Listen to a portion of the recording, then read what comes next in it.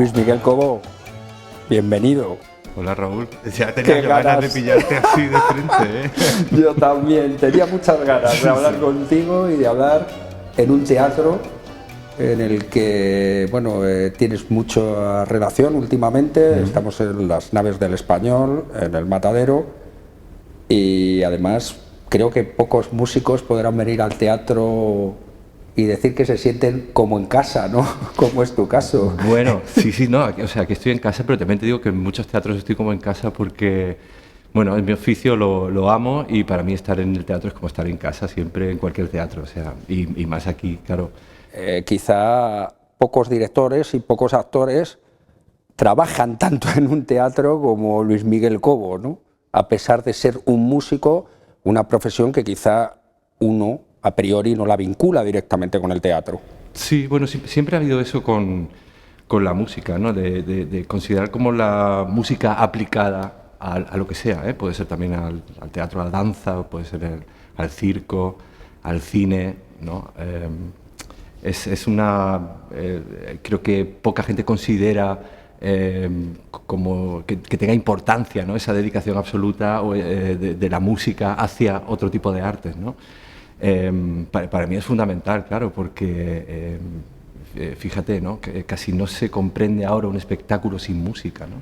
O sin esa parte que la música, digamos, que lleva a la expresión, ¿no? A completar, ¿no? A potenciar, ¿no?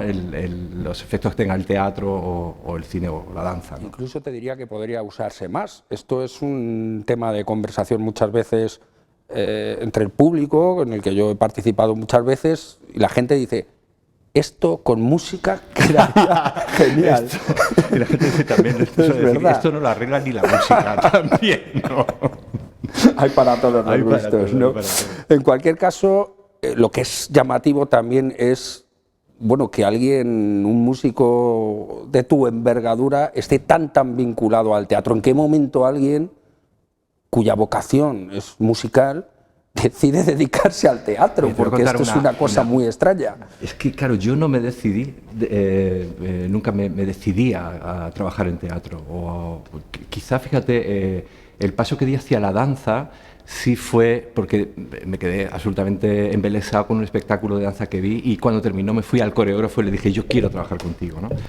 Pero en el caso del teatro,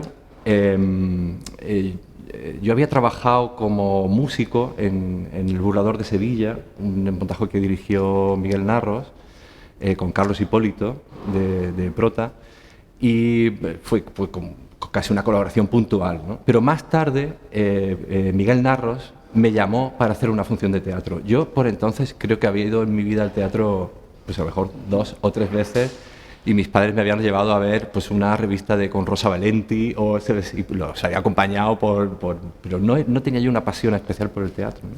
Al llamarme Miguel Narros, y la primera obra que hice con él fue Ay Carmela, con Verónica Forqué y Santiago Ramos, para mí fue casi mágico descubrir ese mundo, ¿no? Por dentro. O sea, yo recuerdo con muchísimo cariño cuando entre bambalinas, bueno, ya había terminado el trabajo, ¿no? Entonces me iba un poco a ver los ensayos en el teatro ya, y veía a Verónica Forqué como nunca soltaba el papel de Carmela. Entonces estaba sentada en una sillita, no la veía a nadie, y ella estaba haciendo como que cosía, ¿sabes? Entonces esa magia que tiene ver el teatro por dentro a mí me cautivó. ¿Y te veías ya ahí? ¿Creías que ya ahí la música podía, como músico, podías aportar algo a ese mundo? Bueno, digamos que todo esto viene de lo que decía antes, ¿no? de trabajar la dramaturgia musical también, en lo que sí, que es una cosa que sí había estudiado en ningún conservatorio ni en ninguna escuela, porque eso desgraciadamente no está contemplado, que yo sepa, en los planes de estudios musicales, en los conservatorios, o si está contemplado es como muy mínimamente, ¿no? La había estudiado con José Nieto, que es un compositor de música de cine, con el que sí estuve trabajando muchos años como ayudante. Entonces, eso lo que te da es una formación de dramaturgia musical, de qué es lo que la música puede aportar a una escena. Ajá. o al trabajo con actores, o al ritmo de una película, al ritmo de una obra de teatro, ¿no? Cómo medir la temperatura, cómo, pues, todo lo que la música aporta.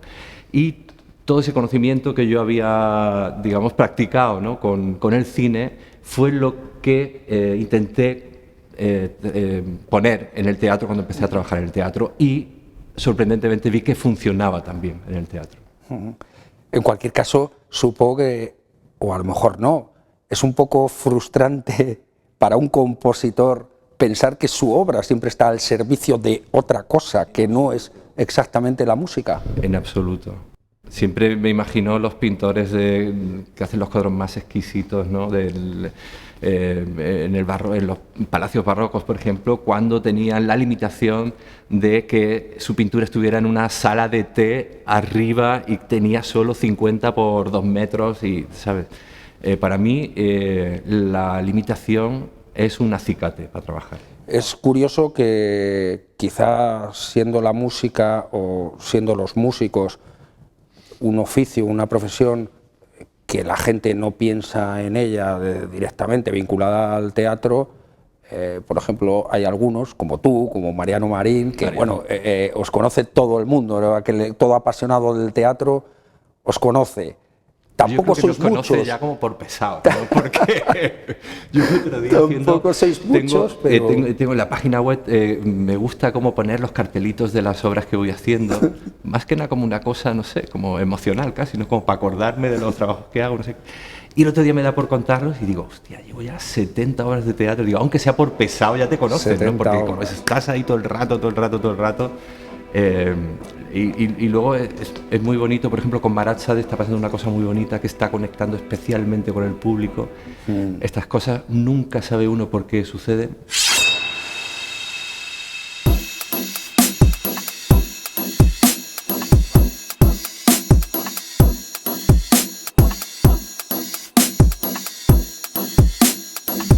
En el último año podríamos mencionar Las Criadas, El Salto de Darwin, Siempre Viva, en fin, son todo trabajos muy diferentes, muy enriquecedores, en líneas muy distintas.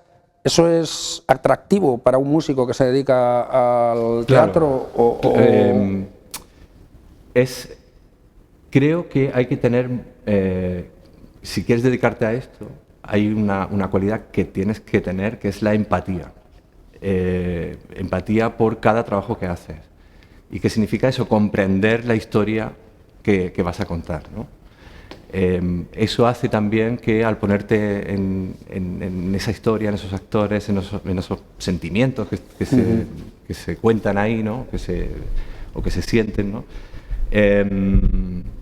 tu música vaya y sea como especial para cada montaje. O sea, no es de repente coger una música de librería y acondicionarla, ¿no?, sino que, claro, a mí me contratan para que dé con la música original que solo existiría en este montaje, quiero decir. ¿Sabes? Una cosa, es como hacer un traje exactamente a medida y que ese traje sea maravilloso. ¿Y a medida de quién? ¿Para quién compone el compositor de música para teatro? ¿Para el director? Sí. ¿Para el texto? ¿Para el actor que ha de interpretar ese texto? Yo soy bastante malo leyendo textos de teatro porque no termino de imaginarme las cosas. O sea, me llega como un aire, pero, y además siempre lo digo, o sea, con un texto de teatro y con 20 directores hay 20 obras diferentes de teatro, siendo el mismo texto, ¿no? Porque la puesta estética y claro, o sea, todo es diferente, ¿no? Entonces, por supuesto, el director es el que sabe, es el gran cocinero, ¿no?, de estas recetas, que sabe qué parte de música hay aquí, de vestuario, de interpretación de los actores, de luz, de escenografía. Él sabe qué cantidad hay de cada cosa que mezclar para expresar lo que él quiere. Por eso ha elegido ese texto, y los directores llevan trabajando en ese texto un montón de tiempo, mucho antes que tú te incorpores a trabajar como músico, ¿no? Sí, pero luego a la hora de la verdad, él no compone, y tú sí, y entonces aquí es donde probablemente Claro. haya cierta incomunicación, ¿no? Claro, ¿Cómo se dirige un director a ti para decirte Como que hagas pueden. la música de Marat Sade? Como pueden. Hombre, por ejemplo, en Marat Sade empezamos a currar pues tipo julio, o sea, estamos estrenando hace unos días, ¿no? Han sido muchos meses de trabajo donde, en este caso, Luis Luque, el director, sí tenía clarísimo que teníamos que buscar la música de la revolución de ahora, ¿no? ¿Dónde estaba la música de la revolución y a qué estilos musicales se podía, ¿no?, recurrir para contar esa revolución o esa locura, ¿no? Y sí estuvimos trabajando desde el principio en buscar ese mundo, ¿no?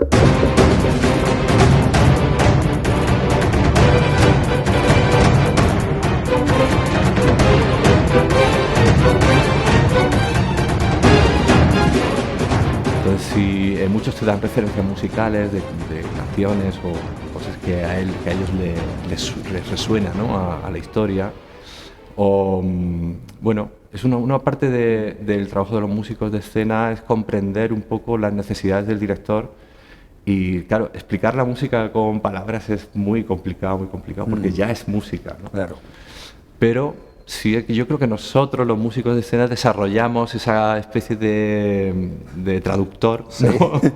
Donde la idea del director se transforma en música y somos luego la pequeña parte del cerebro que puede escribir música y que está en relación con la idea del director. No sé si me he explicado, Sí, pero todo eso además en el caso de Marat Sade os ha llevado una cosa muy ecléctica, muy loca, ¿no? Totalmente. El muy eclecticismo original. creo que es muy importante, porque si hay algo que caracterice ahora mismo a la música de nuestros días es el eclecticismo. Casi hay un estilo musical por persona, no sé si te has dado cuenta, ¿no? Pero el abanico es tan amplio, y yo creo que también porque vivimos unos tiempos donde tenemos un acceso a la información tan feroz, ¿no?, que si lo queremos tenemos todo lo que se hace delante de nosotros sin salir de casa, ¿no? Entonces abarcar esa horquilla de conocimiento es muy complicado, pero sí es verdad que bueno, a mí me ha requerido mucho estudio hacer esta obra, por ejemplo, porque lógicamente yo no sé hacerlo todo, pero sí tengo las armas como para buscar cómo está hecho, ¿no?, o cómo se haría, o cómo. Y entonces había una cantidad de tiempo bastante enorme de preparación de este proyecto por eso, ¿no?, por buscar el eclecticismo y que cada estilo sonara a lo que tiene que sonar, ¿no?, a como tiene y que casi sonar. al mismo tiempo El salto de Darwin, que también estrenada aquí, que es otro trabajo que nada tiene que ver en absoluto, medida en absoluto. Que, bueno, lo apasionante del salto de Darwin ha sido bucear en todo el archivo sonoro tan enorme que hay también, que se puede hacer desde casa también, lo decía antes, ¿no? Yo creo que fue casi la primera guerra televisada o radiada en directo, ¿no?, que fue la Guerra de las Malvinas.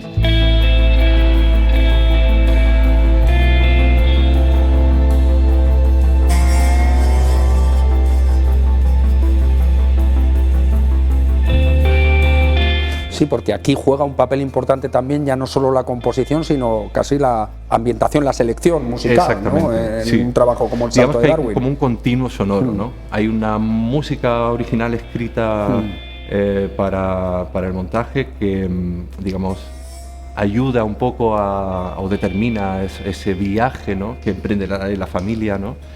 Y digamos que es temático porque cada vez que aparece el viaje aparece esa música, ¿no? El contexto es la Guerra de las Malvinas en los años 80, con lo cual se hace un recorrido ahí también muy bonito, nostálgico, melancólico, sentimental, en el buen sentido de la palabra. Todo un viaje que no deja de ser el que hacen los personajes, al mismo tiempo que el viaje musical que acompaña toda esa peripecia, ¿no?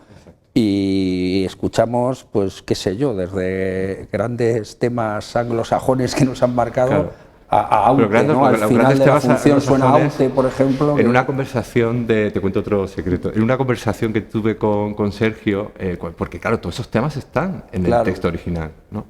Y le dije, oye Sergio, ¿por qué estos temas? Y me dijo, bueno, si quieres puedes prescindir de ellos, pero esas canciones están ahí porque son como una lista de hits que escuchaban los soldados que Claro. estaban en las Malvinas, ¿no? Claro. Entonces, desde el punto de vista emocional, tenía mucho sentido que esas canciones aparecieran cantadas por el caído en la guerra de las Malvinas, ¿no? Ajá. Esto nos lleva a hablar, el salto de Darwin nos lleva a hablar de Natalia Menéndez, Barasa de Luis Luque, dos directores con los que has trabajado mucho. Desde hace muchos Podría años citar ya, sí. otros, Juan Carlos Pérez de la Fuente, Ernesto Caballero. Sí. Hay directores que ya te tienen como su músico de cabecera. Sí, bueno, o sea, no, ya sabes que aquí cada proyecto los directores eligen lógicamente a las personas para trabajar con ellos o a su equipo que consideran idóneas en cada proyecto, porque no todos los proyectos son iguales, ¿no? Y tengo la suerte por ejemplo, con Natalia, desde La Duda, creo que es la primera obra que trabajamos juntos, de que me ha ido requiriendo mis servicios en muchas obras, y recuerdo Las Cuñadas, en el Teatro Español también, Sí. que estrenamos, y que fue otra experiencia maravillosa, porque fue como un musical doméstico que hicimos con mujeres, con un texto precioso también. Me hace gracia que, claro, entre 70 u 80 montajes pasas de Las Criadas a Las Cuñadas, porque ya has hecho Claro, total. ¿no? Toda la paleta de familiares. O, por ejemplo, con Ernesto, recuerdo El Rinoceronte con muchísimo El cariño Rinoceronte, también, sí, ¿no? qué bonito aquel Que había montaje. un trabajo de sonido muy original también, porque, claro, esa historia tan de fantasía también nos llevó a trabajar en ese sentido, en un sentido de hacer un sonido que fuera muy espectáculo también, ¿no? Y con Juan Carlos, fíjate, hicimos aquí Pingüinas también, que fue también otra bomba, sí, ¿no? Para sí, mí, sí. porque fue un trabajo totalmente increíble. También original, atrevido, donde Claro, nos hubiera, también. ¿no? Sí. O sea que yo estoy, quiero decir, encantado siempre de trabajar con quien me llame y con los directores que has nombrado, pues ha sido un entendimiento pleno. Decíamos que, bueno, poner la música al servicio de un texto, de un director, implica también que la percepción del espectador se vea influida, mediatizada por esa música. Sí. Es decir, el músico en cierto modo manipula las emociones Totalmente, sí. del espectador. Me confieso como un manipulador. Es una absoluto. sana manipulación en cualquier Sí. caso, en la medida que el espectador... Bueno, también puedes decir que soy un potenciador también. un Es un potenciador del sabor. potenciador, es más bonito. Como sí, porque ahí donde no llega la palabra, llega la música. Y esa es la magia que tiene la música. Que la música, no sé qué... Bueno, ahora creo que con la neurología se están explicando muchos comportamientos, ¿no? del cerebro y de la percepción. Pero sí es verdad que con la música es lo único que de repente te puede retraer a tu infancia con 5 segundos que escuches un tema o recordarte un olor, o recordarte un sabor, o una imagen, ¿no? Ese poder de la música. Incluso unirte con quien a priori parece que puedes no tener absolutamente nada en común, ni ningún tipo de entendimiento. La música, por ejemplo, del cine se inventó un poco por eso, ¿no? Para que toda la gente que estaba ahí sentada de repente se viera inmersa hermanada, ¿no? En cierto modo, claro. Claro, hacer del público como una especie de grupo. Que existía a una película, a una representación, en el caso del teatro. Y sí es verdad que